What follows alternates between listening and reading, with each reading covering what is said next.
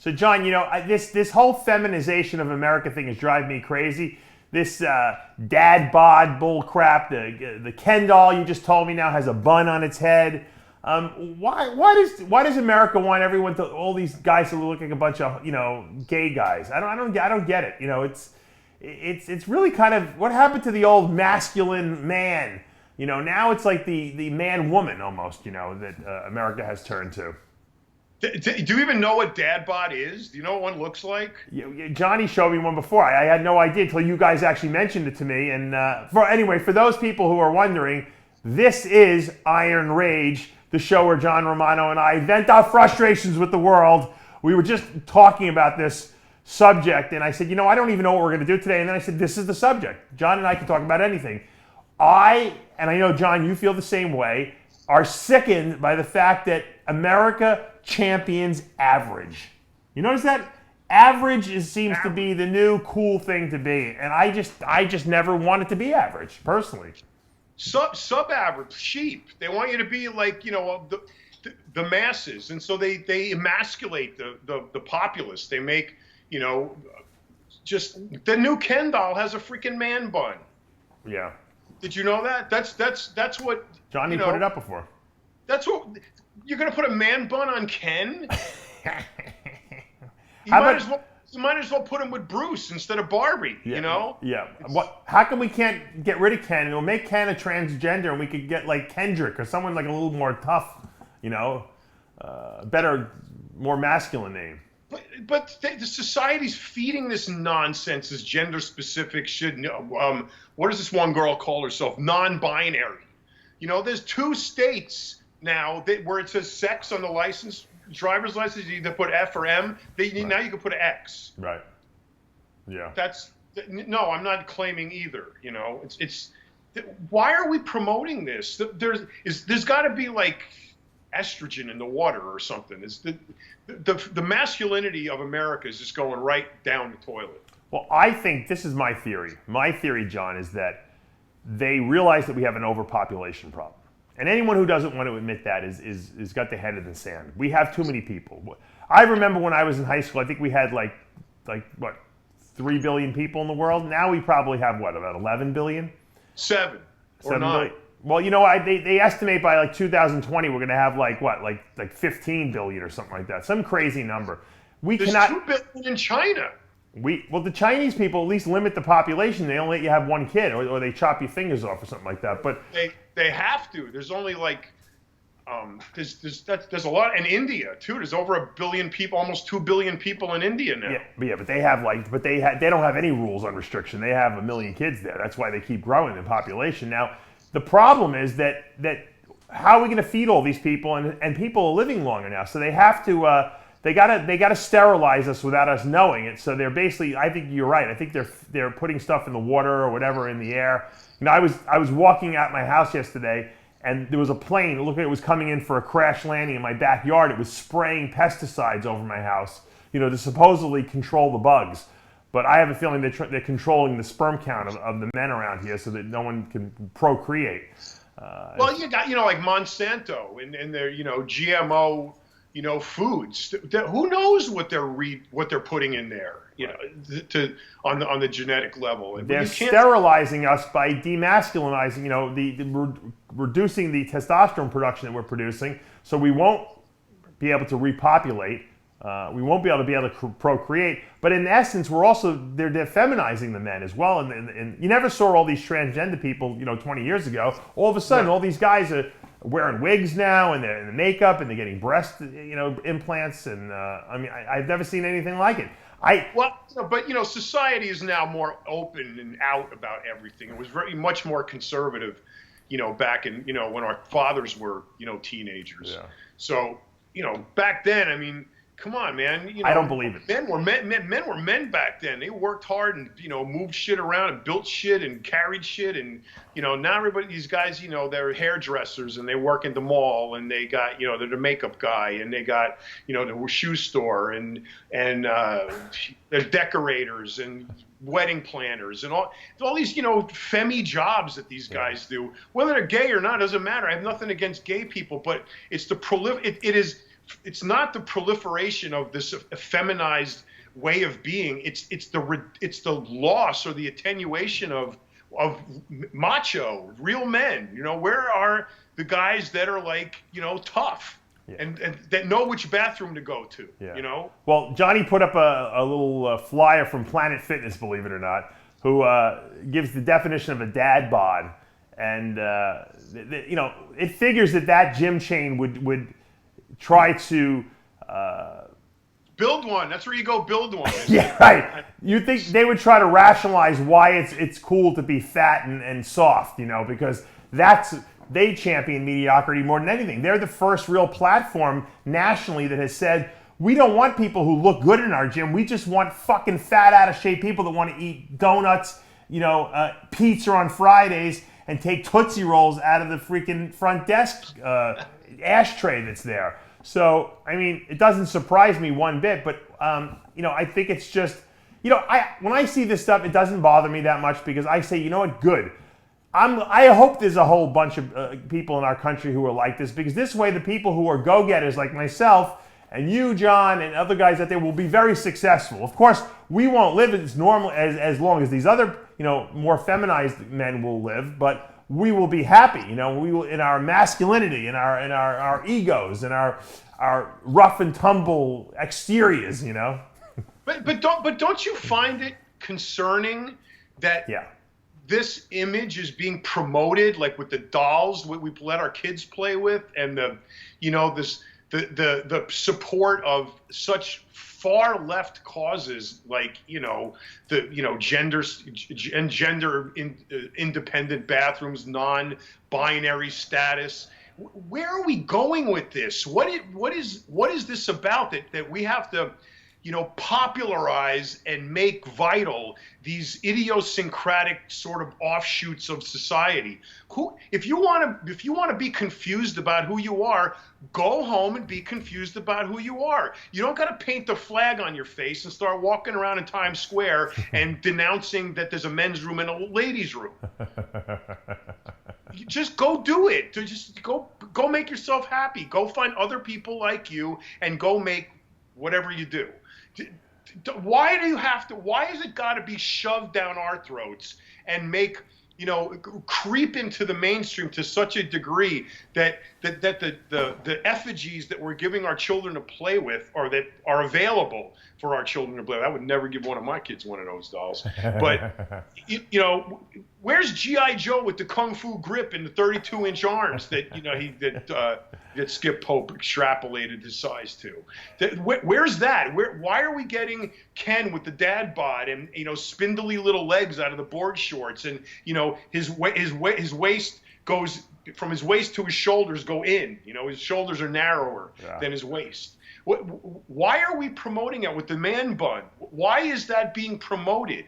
Or is it because they feel like, you know, the macho guy has been, you know, popularized enough? It's time to give the effeminate guys a turn, the metrosexual guys and the dad bods. Let's give them a turn at bat and make them look sexy now. That's ridiculous. Why do you want to emasculate society? Why do you want to do that? What I don't understand is why does everything have to be defined? A dad bod. No, it's a guy who's just not in shape. I guarantee you. It makes it okay. It makes it okay by saying it's a dad bod, and then coming up with these stupid statistics that 63% of women prefer the dad bod over a fit, muscular guy. What? Why would we promote that nonsense? First of all, I doubt it's true at all, ever, anyway. Women want the guy with the biggest fucking wallet. That's what they want. They don't give a shit about their body. That's fact number one.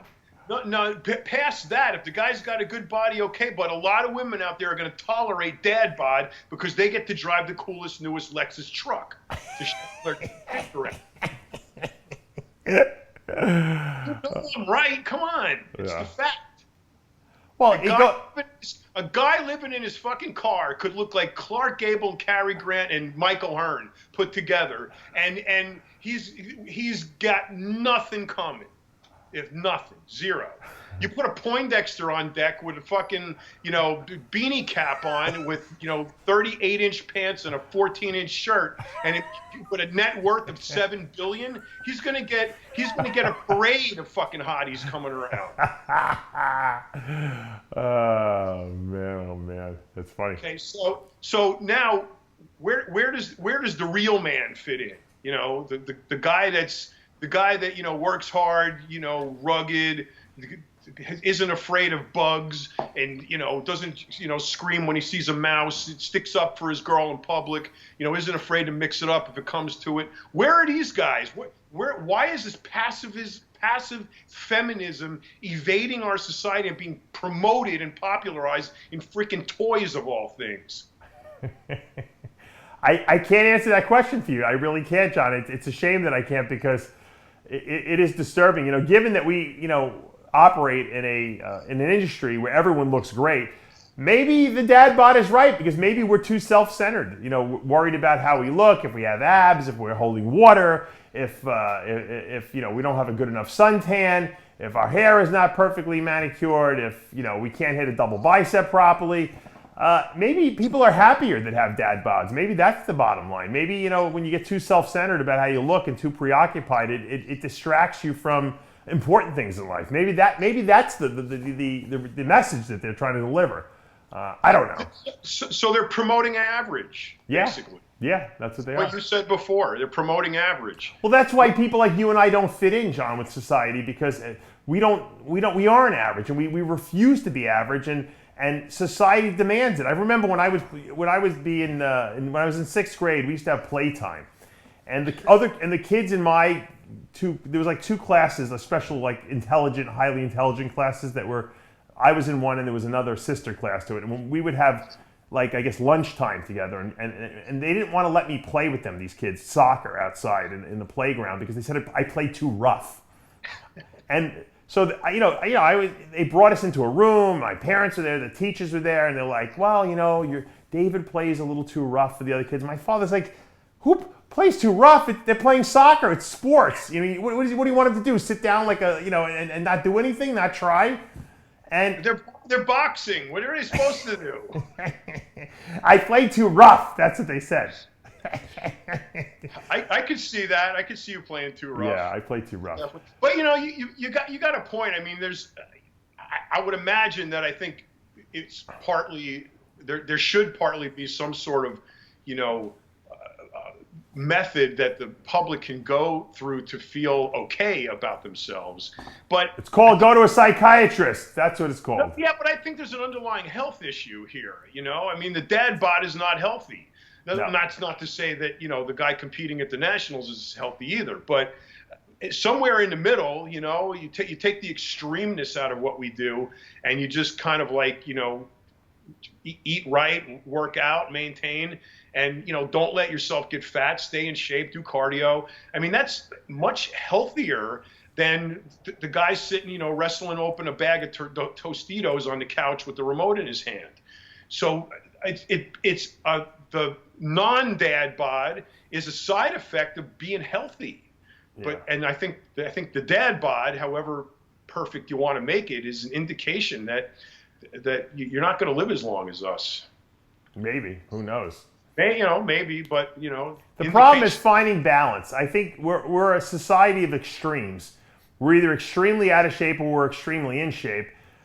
There's a couple people that fall in the middle, but the in the middle people are kind of out of shape too. So as a society, I think that we're lazy and we're distracted and we don't want to really make time. And a lot of people just want to lounge around, John. I can't ever lounge around. On the weekends, I try to relax and, Amanda and I will go shopping or we'll go do some stuff. I'll try to, separate myself from bodybuilding a little bit and from my job because, I want to let go. But at the same time, I enjoy it, but I don't want to do too much of it. You know what I mean? Because I enjoy being busy. I enjoy doing things that I feel are improving my life. And that's just the way I am. I'm very driven. A lot of people are undriven. They don't want to work. They don't want to do anything. They just want to sit around and coast, And so there's two schools of thought, I guess you could say. We kind of in the bodybuilding industry fit into the school of thought that I was talking about, which is, you want to always improve yourself. And then the other school of thought are the people that don't give a crap. So I don't know who's better off. That's the real debate.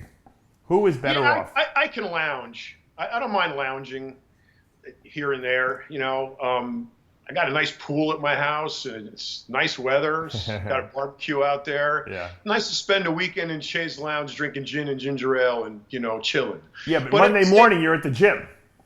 Or, you know, but at the same time, you know, you make sure you go to the gym first. You get the workout out of the way. Monday through Friday, you kick ass and work hard. And you know, kind of balance things out and give yourself a break and, you know, recharge. It's good to do that. And you know, not enough people do that. I think working constantly without, look, it's the same thing as training. You take a rest day. You got to do the same thing while working. That's true. It's true. You know, and especially now you got another kid coming. Thanks. I got to find out about it on fucking Facebook. What's the matter with you? So now December you get a little girl. Yeah. Did you pick a name yet? No, we're taking suggestions right now. Yeah, that's how I found out you're having a child. I'm solicited for suggestions. I like the name Aria. Aria's nice. Yeah. Yeah. What does that mean in Italian, John? It's an Italian name. That's good. I know. What does it mean in Italian? Aria is a piece of an opera. Oh, okay. It's like a measure of an opera. Oh. It's an aria, a type of opera. So a piece of an opera. So now you got Logan's how old? He's 17 months, so he'll be almost 2 years. So he'll be 2 when he has his sister. Yeah. That'll be interesting. Yeah. You ready for that? You have to be ready. No, I'm good. I'm good. Well, my point. You need to take time for that. You can't. I'm getting my shoulder replaced in July 10th. So that's going to be a very long recovery. So hopefully by the time December rolls around, I'll be able to use my shoulder. You know. You got to throw that kid around. Yeah, I mean. Now what's going to happen is Logan and Daddy are going to get really tight. Yeah, I'm sure. Yeah, my dad's been warning us since he's been born. He's like, you don't want to get it. If you have another kid, Logan's not gonna like it. No, he's not. I can tell you I was in Logan's position, exactly the same. My sister came along right before I was 2. Right. I know exactly what Logan's going through. He has no idea. Couch. He's going to take one look at the sister when he comes home, and he's going to say, "Okay, that's cool. Now, can you send her back?" What? She's spending the night? She can't spend the night. Take her back. My son is obsessed with looking at videos of himself. So I have my cell phone, and he grabs the phone, and I have to put videos. He doesn't want to see any other videos except videos that he is participating in. And he will sit there and watch them repeatedly and laugh his ass off watching himself in action. He's going to be a bodybuilder for sure. Yeah, he's got the greatest ego of all time. The only other video he will watch is I took, when I was in Italy with John, we were at Thomas Benagli's gym, and he had his dog running on a treadmill. So I took about 30 seconds of footage of the dog running on the treadmill. Logan thinks it's the funniest thing he's ever seen. I show it to him, he cracks up. That's the only other video he will watch. If he is not in the video, he has no interest in it. He will walk away. He won't watch TV. He only wants to see himself on video. It's the funniest thing. I got to send you the video of my dogs doing the worm on their backs on the living room carpet. Hysterical. Yeah, he'll like that. Yeah. He found it. He finds that amusing. So now how was Italy? Italy, we were only there for 2 days. It was kind of like a work vacation. It wasn't really a vacation. It was a work trip. But I will say one thing: the food that we ate there, they took us to some great meals, is unbelievable. It's the first country I've gone to out of this country that the food has been better than here in the United States. That's all I care about is how the food was. Me too. Yeah, me too. Johnny and I went, and the Italians, the meal lasts like minimum 2 hours. You cannot get it because they bring you 14 courses, and everything homemade, from. Right. And the guy who owned the restaurant, Johnny will be putting up this video probably either this week or next week. The guy whose restaurant it was, he personally came out. They had the dog running around the restaurant. He brought me at the end of the meal. He brought me some homemade, I guess, I don't even know, what do you call like an after dinner drink? It's like a cordial or something. It wasn't anisette though. the coffee one? It was like a sweet brandy almost. It was like It tastes like what? Limoncillo, limoncello. Or grappa. Was it grappa? grappa, I think maybe. It was very sweet, but it was delicious. Strong. It was really strong. Oh yeah, it was thick too. It was like a thick. Yeah, thick that's drink. grappa. Comes in a really cool looking bottle. Yes. Yeah. Yeah, I was. The artists make those bottles. They're really cool.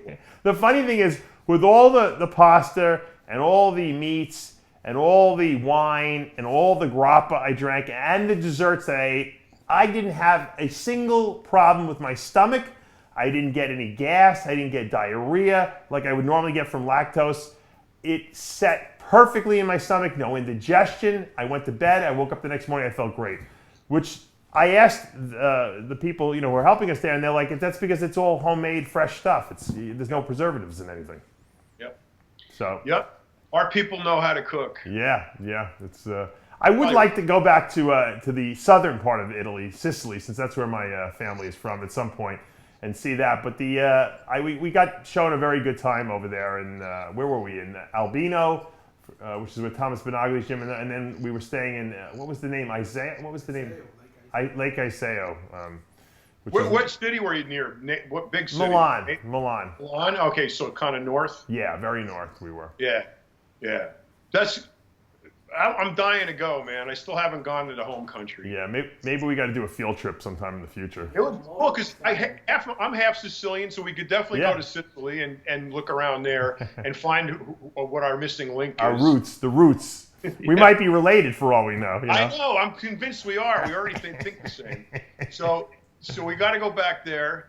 And then, the other side of my family's from Naples, where they have really good pizza. So we got to go there. Well, you're spread out in Italy, though. A little, yeah. But, it's worth it. Yeah. Much more variety in what we're going to eat. Yeah. Sicily's like tropical. They grow oranges and grapefruits down there. It's beautiful down there. I will say one thing about where we were. I mean, there was miles and miles of grape vineyards. Like, I guess the Italian countryside is really big with wine there. I mean, even Alexandro, who's was there, showing us around. His father grows his own, grapes and makes his own wine. It's crazy, A lot of people do that. Do they? All people live in the country grow their grapes and make wine. Can I grow grapes down here? Can I grow grapes down here in Florida? I don't think it's the right weather, actually. No. I think you need for it to be, you got to research that. I'm sure there's straight, varieties that grow all over the place, but I think you need kind of like cool weather. Yeah. It gets like 70 degrees in the winter here, at night, 69. Yeah, but it gets 8 million in the summertime. I know. I got to find out, because I think I'm going to start my own vineyard. The Palumbo It would be cool if you could find some grapes that'll go there. My dad made wine a few times. Yeah. When I was a kid. It was really interesting how you got to ferment it and then, let it, bubble with the yeast going in it and pouring it into the barrel and then letting it sit there with the hydroculator on it or whatever, the hydrometer, whatever the thing is, the bubbles for like months. And then they bottle it, put the cork in it, and it's got to sit for like a year. Oh, that's the footage. It's a painstaking process, It's not like putting protein powder in a shaker cup. Alessandro told me that his dad, in all Italy, they still do it the old-fashioned way. They cut the grapes, with scissors off the grapevines, and then they step on it with their feet still to smash up the grapes and liberate the juices in there. And it's all done the old-fashioned way. I love it. I said I got to go back there and do a video at some point. That would be awesome. The end of the season when they start picking. So I'm down for that. We hit all the gyms on the way. There's not that many gyms down there. I will say that Benagli's gym was amazing. You would have been impressed with it. Oh, Johnny's showing footage from the meal we're eating with all the cold cut. I don't eat cold cuts anymore, but man, the cold cuts in Italy are so much better than any cold cuts I ever ate in the U.S. Oh yeah, it's where they come. What we should do is we should fly to southern Italy, rent a Ferrari, and then take, like Brian Moss did all the gyms along Route 66. Yeah. Remember when he did that? Yeah. We should find the Italian equivalent of Route 66 and go from Naples to Milan, and just stop at every gym along the way, and eat and train, and see our fans, tell them we're coming ahead of time. We'll eat good. They'll take us to the best, all of the non-tourist restaurants. I felt like Anthony Bourdain down there. You know how he goes and visits all these remote places and eats all the crazy food. That's exactly how I felt down there, Anthony Bourdain. I could see that. We could do that. Yeah, it was. I gotta tell you, I enjoyed it. I did enjoy the meals. Like I said, it wasn't really it was work. We were there working the whole time, but the food was really good. And I want to thank Yamamoto Nutrition for bringing us out. They showed us a really good time. But we'll have to get Romano out there back to the mother country. The logical choice. Now, Valentino, what's he doing now that he's on the unemployment line again? I don't know. I told him, just do your own thing. I said, you'll probably make way more money. He was getting paid like $200 for doing 20 videos and 4 radio shows a month. He should do like the Derek Anthony model. Remember? Yeah. He got Moe's Car Wash and the pizza place, and but he started. He started in his bedroom. At least Joe Piataro was paying Greg more than Blackman was paying his employees. I mean, Peter McGuff is owed fucking a fortune. Look, we should make a deal with him and just say, look, we'll record it. Johnny will engineer it, and we'll do it. And have him. If we get Valentino to do his own rant on whatever, like he used to do the rambling freak, and but have him do it like speak it, and give him like 15 minutes, one topic, and let him go, and then that's a show, and then we could sell that. Come on, right now I could tell at least 3 people who would buy that. And let Valentino be the guy that's got to sell it. I mean, come on, put some skin in the game. We got to put his skin in the game. We'll take care of Foreman. We'll make him a star. Speaking of Valentino, what's going on? I thought Jimmy the Bull was supposed to come down to you and work for you. Yeah, I'm rounding up some jobs. We're just getting the local search going. We already got a bathroom we're doing.